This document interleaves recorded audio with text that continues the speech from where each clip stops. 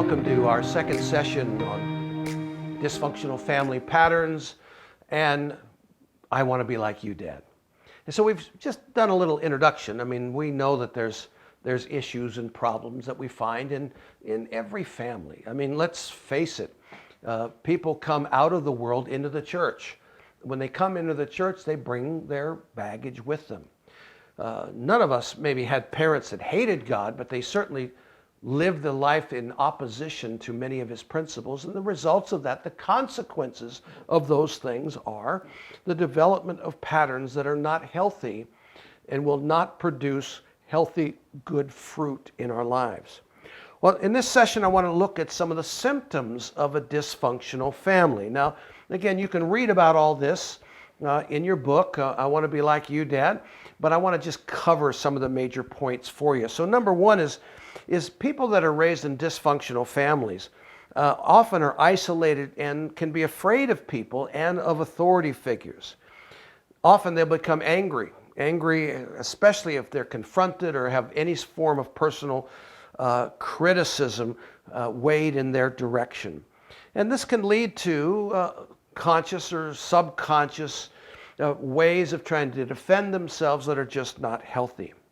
Oftentimes, people raised in dysfunctional families use or view life as victims, and they often then attract people who will victimize them. And that's one of the patterns you see, especially in family systems where there's domestic violence. You'll see a victim finds a victimizer, and the dance continues generation by generation. So unfortunately, we have an overdeveloped, many raised in dysfunctional families, sense of responsibility, that especially responsible for our families. It's easy to be concerned with others rather than focusing on ourselves and our own needs and our own growth. It helps us to avoid looking too closely then at our own faults. I mean, we can point out, in fact, many of us get really, really good at being able to diagnose everybody else's issues. But the reality is it's out of a wound. It's out of not having our needs met within our family relationships. And thus, many, after a time, can become addicted to various things, excitement, and they can be addicted to substances or being successful and winning at all things, etc. They often, though, and one of the things that happens in dysfunctional families is there's a denial of healthy expression of feelings. You know, I mean, children especially are supposed to have the freedom to be able to express themselves.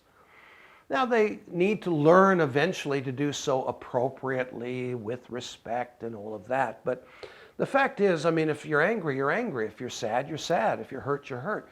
But to be told, and in many ways, whether directly or indirectly, people raised in dysfunctional family systems are told, don't feel, don't think, especially don't think for yourself. Don't do anything that's going to upset mom or upset dad because the consequences are too dire.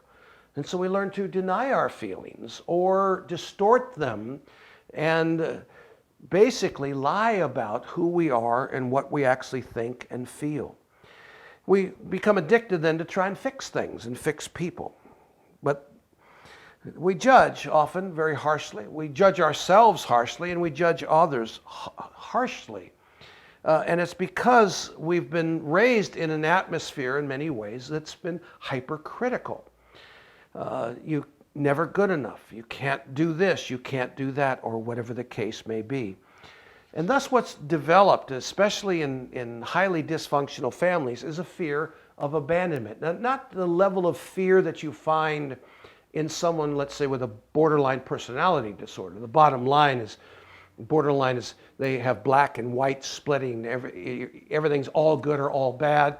But when they feel as though they're going to be abandoned, there's this rage that comes out. How dare you leave me? And of course, really, who in their right mind would stay? But in a dysfunctional family, it's not so much that level of fear of abandonment, but there's a fear that the family's going to fragment, going to fall apart, and so I have to do everything I can to make sure that the family stays together. So I learn to play a role. I mean, in my family, I was a bit of the clown, but also I was the arbitrator. I was the one in the middle who would help with the discussion between mom and dad. I mean, typically it would be, mom might say something like, go tell your dad dinner's ready, in a very mean kind of, I really don't want to cook for that, anyway. And be my job to go out to my dad and I say, oh, Dad, Mom's got a great meal for you. She's cooked a great, and she really says, time, you go tell that battle axe, I'll come in whenever. He'll be right in, Mom. So I learned to be kind of this middleman between my parents' anger and hurt and fear. Well, we all end up taking up different roles. Some will take up the role of being the family hero. Some will take up a role of being the inadequate one that everyone has to be worried about. All designed to keep from shining the light on the dysfunctional patterns within the family. So really, the symptoms can range from all of that to various compulsions, to various addictions, and ultimately, it leads people to a place where they begin to seek relationships outside of their family, which are similar to the family in which they were raised in.